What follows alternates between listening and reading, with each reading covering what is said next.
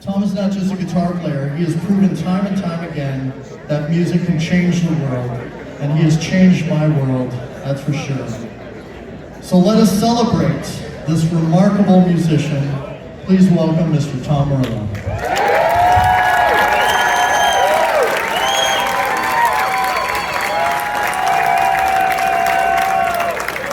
Hello, Italians! Thank you so much, John. And thanks so much to the Heavy Metal Hall of Fame. Heavy metal music is the music that made me love music. Metal was my first love, and I have too many awesome metal memories to mention. Seeing Gene Simmons belch fire at my first concert. Seeing Zeppelin rock the Chicago Stadium at my second. Tripping out hearing Eruption for the first time. Watching Priest open for Kiss and steal every fan in the room. Losing my mind to Sabbath's War Pigs and later to Mob Rules. Calling up every radio station from my Harvard dormitory to request Looks That Kill after seeing Motley Crue open for Ozzy. Practicing guitar 8 hours a day staring at my Randy Rhoads poster. Everything about Iron Maiden's Peace of Mind and UFO's Strangers in the Night. Metallica just destroying the Monsters of Rock tour and Slipknot's crowds looking like alien weather patterns. And of course, one of my favorite memories is arguing with Eddie Trunk at the Rainbow about Salty Dog and Pretty Boy Floyd.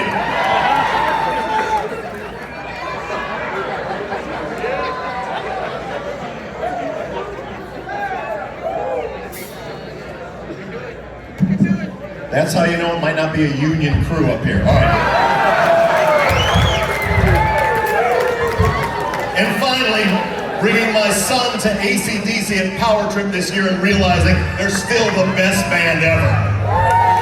Heavy metal is in the DNA of everything I've ever done. It's about being yourself and not caring what anyone thinks. When other friends branched off into punk and hip-hop and left metal behind, I said, oh hell no. I could love and play other kinds of music too, but I'm not giving up the metal riffs and the metal solos. Metal is what made me. I remember prancing around my college dorm with my leopard striped spandex pants, complete with bandana tied around the thigh, wearing Dio elf boots and multiple spiked bracelets while playing Grim Reaper songs with my gold Gibson Explorer, and people going, what is wrong with you? To which I replied, I have complete confidence in my choices, so screw you, one day I'm gonna be in the Heavy Metal motherfucking Hall of Fame.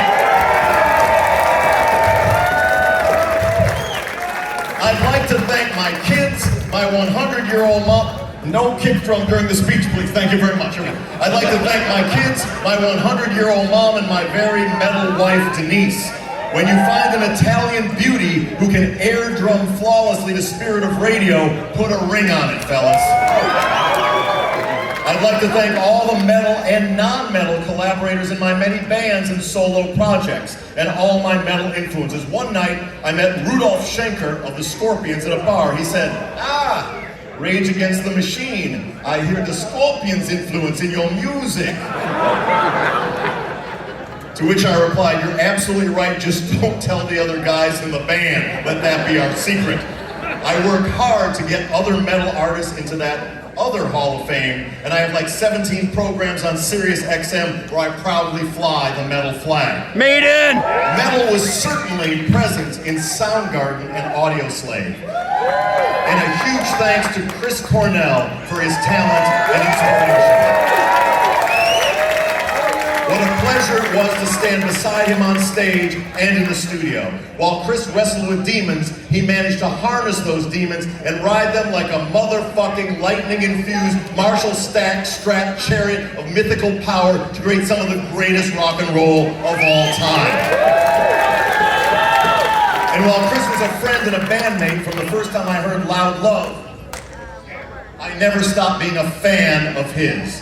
I'm saddened he is gone, but the memory of his unbridled rock power, his outrageously perfect hair, and most of all, his music is with us forever. Chris, your light will never be outshined. Love you, buddy.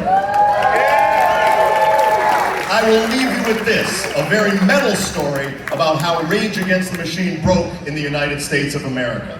Upon the release of our first record, the band was becoming popular in Europe, but not in the US, because we couldn't get on MTV. There was an evil corporation called Viacom that was the decider of what went on MTV and what did not. And all of our songs had cuss words in them, which we couldn't censor, and Viacom was not having it. So the record company proposed the next single should be for our song called Freedom, the least commercial song on our record. 6.5 minutes long, no chorus, many metal riffs. We typically said no to everything, but this time they were going to pay for us to make a video to try to free Native American activist Leonard Peltier from jail. They dared us to say no to that. But the real reason they want us to make a video for Freedom was because there were no curse words in the lyrics. So they were certain to get us on MTV and break the band in America. So we make a great video about Leonard Peltier, and a record exec and I are watching it on the tour bus in preparation of shipping off to Viacom for approval. We watch it. When we're done, I say, we're doomed. And he's like, what are you talking about? And he's indignant. And I say, there is cussing in the video. He's like, there is no cussing in the video. Our team of litigators have gone through the lyrics line by line. I'm like, no.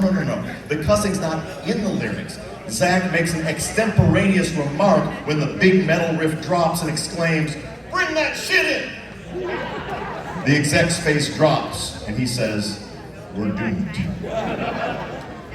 Then I'm like, well, what if he's not actually saying bring that shit in? What if he is saying bring the shitine? Shitine is the Aztec word for freedom. We're not bringing the shit in, we're bringing the shitine in. We are bringing the freedom in. The whole point of the song is we are bringing the freedom.